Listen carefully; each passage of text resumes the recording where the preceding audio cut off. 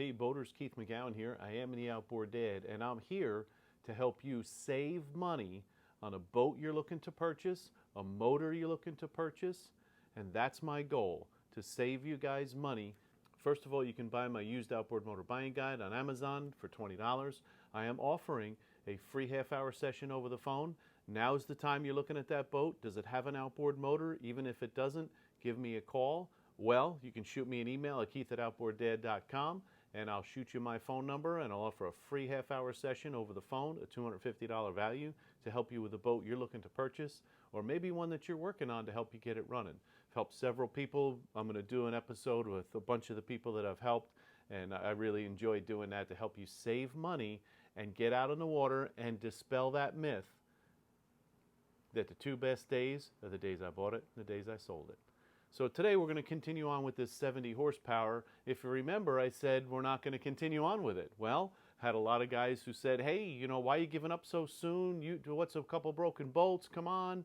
Well, the value of the time is more important than what we have to do to make this repair and possibly get this running. It did run pretty well, right? We had it running smooth, but I also had a gentleman who wants to buy the parts off of it, so I'm going to go ahead and cut my losses. But so many people wanted to see what else was wrong with this that we're going to continue to strip this down the rest of the way, and I'm going to go ahead and torch that, and we'll see if we can get that head off and see what it looks like, and then the rest of the parts we'll save and sell. I know there's a guy out there that wants the lower unit. He wants the carburetors. Of course, they're nice and clean now, so it'll be good that I can help someone else get their motor going and out on the water. So let's continue. So what we're going to do is we're going to zip this nut off the top, then we're going to get our puller over here and pop that flywheel off. We're going to get the stator and the trigger base off and get the rest of this linkage off. And we're going to see if we can get this motor off of here. I took all the bolts off from the midsection to the engine block, and one of them is very stubborn. So if I'm going to get the torch out anyway, I might as well go ahead and heat the crap out of it, and let's see what happens. So while we're stripping this down, we have a choice of a couple different motors I have. I want you guys to let me know what you think. What motor should I do next? I'm thinking this 250 horsepower OX66 motor. Remember, we still have to get to that Suzuki. Parts VU. Have you guys used them before? I'm still waiting for the key. It's been 2 weeks. The last email I said is going to get on Monday. Well, last Monday they said, oh, it's shipped out. And when I ordered it a week before that, they said it was 2 to 3 business days. Not sure what's up with that. It's the first time I've ever ordered from them. And I also don't always get someone on the phone, although someone did call me after I did send an email. The next day someone called me and said, yeah, no, it's shipping out. But that was Tuesday. And they said it was shipping out the next day. It didn't ship out till yesterday. Anyways, I'm not sure if you guys use them or not yet, but we don't have the key for that 4-stroke, so I'm thinking the Yamaha. I think it's a 2001 OX66 250 horsepower fuel injected with a bad cylinder, or so I'm told. And I picked it up cheap enough that I didn't have to worry about doing all kinds of crazy tests, but we can go through that as a comparison to our 4-stroke and continue that series. Or I have a Mercury 225 fuel injected engine. I believe that's around a 2001, something like that as well. You guys let me know which one you want me to do next, because we're going to have this stand open soon to do another test and a comparison. Might need an adapter for that.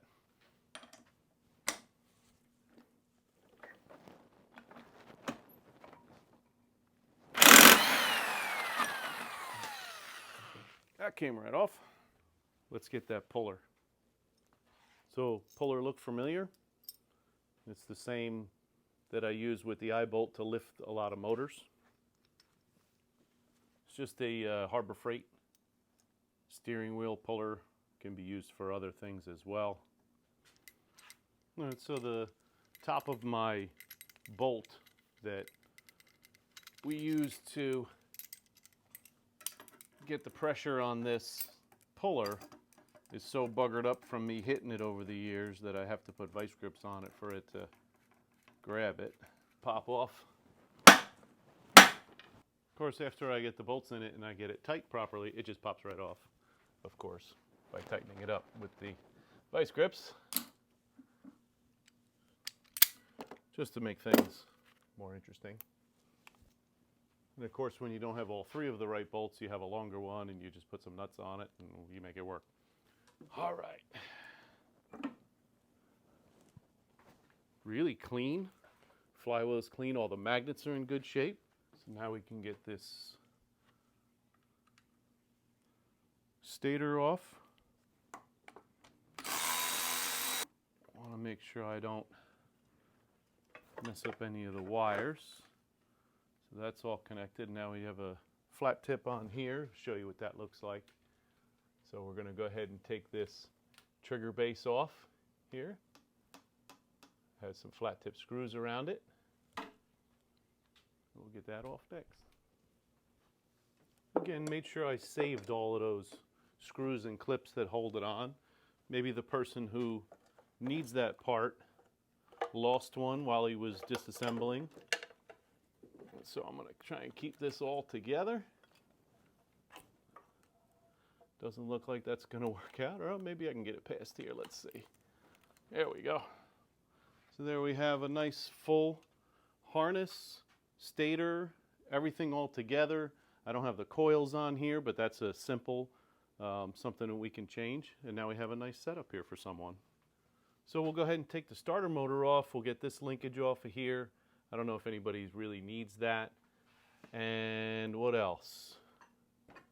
Gaskets are still good. We can certainly save those. Those will go with the carburetors just in case someone needs them. I might try and take this side cover off. Got nothing to lose, just to see what it looks like inside. And then we might as well get the torch out. It's always nice to make some sparks. So just 3 volts. Now we got a nice starter motor that we know works too. There's a bracket here. I don't know if I really need to take that off. I probably won't even mess with this linkage either. Just leave it for now. We do have a power tilt and trim switch here.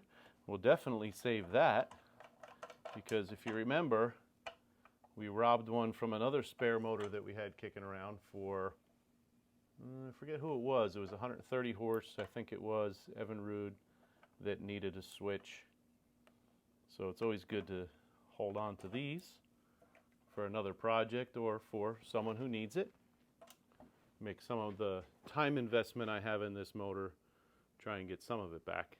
Anyway, I always try to put the nut back on it as well.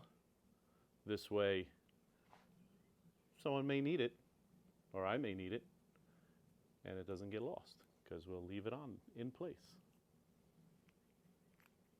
So we know the switch works because we used it, so that's good. All right, what do we got next here? So I think it's time to get the torch out and see if we can heat up where that last bolt is that's holding this engine block in. Then we can have the complete engine block off when we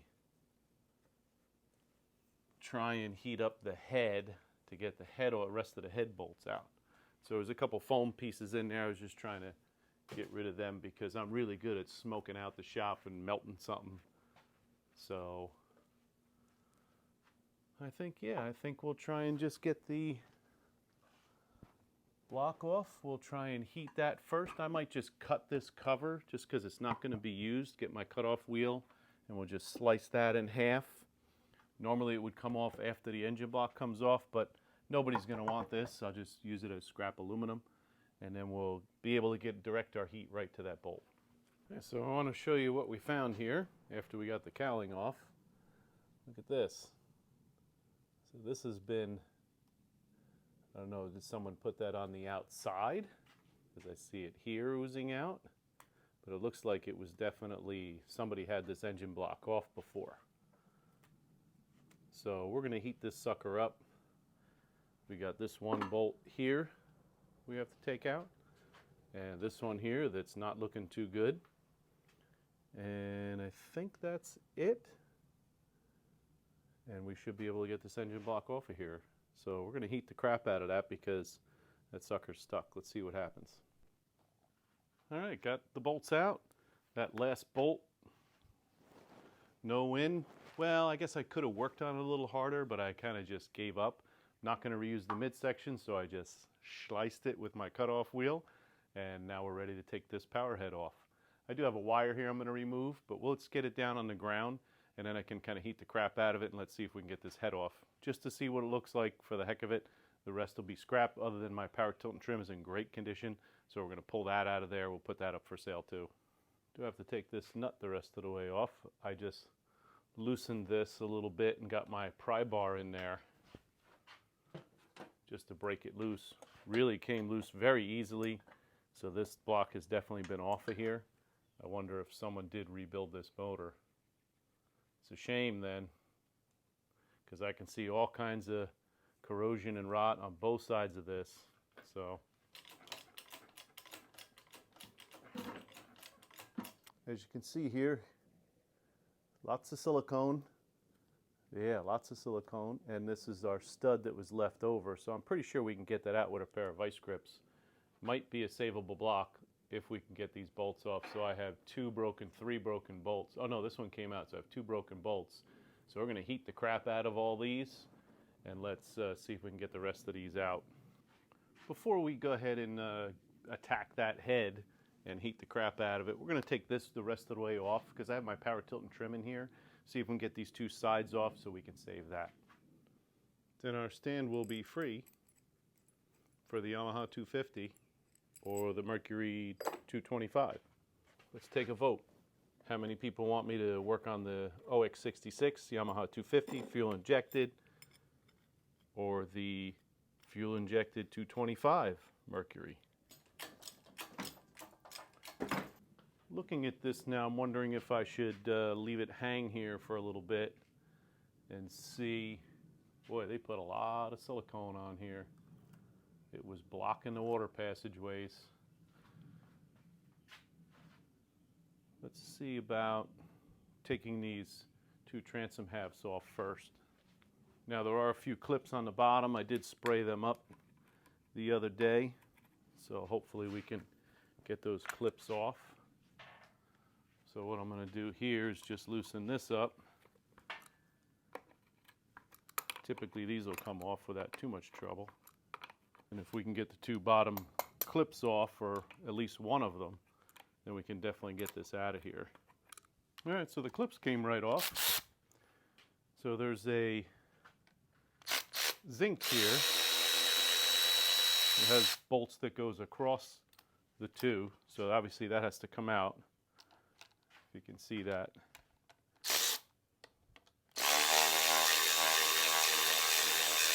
The tube that goes through the center of the zinc, there's the sink, so that's shot. Zinc, I should say, not sink, like the kitchen sink. So 1 bolt out is enough for it to come out. Now we'll give it a little shot with the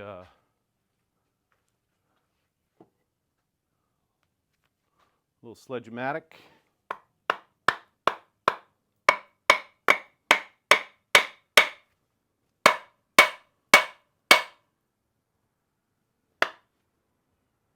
So we do have some wiring here I have to be careful of. Let's take that off. So there's a cam switch in here. So if you tilt the motor up, you can adjust the cam so that you don't tilt the motor up too far and hit something in the boat.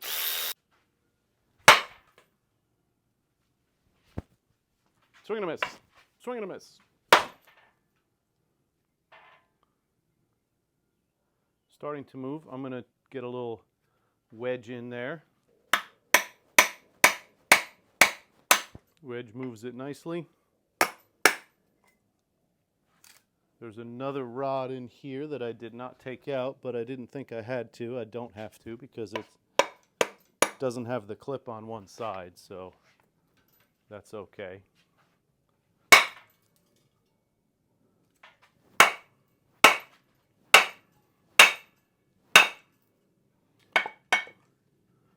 There's one half for the scrap pile.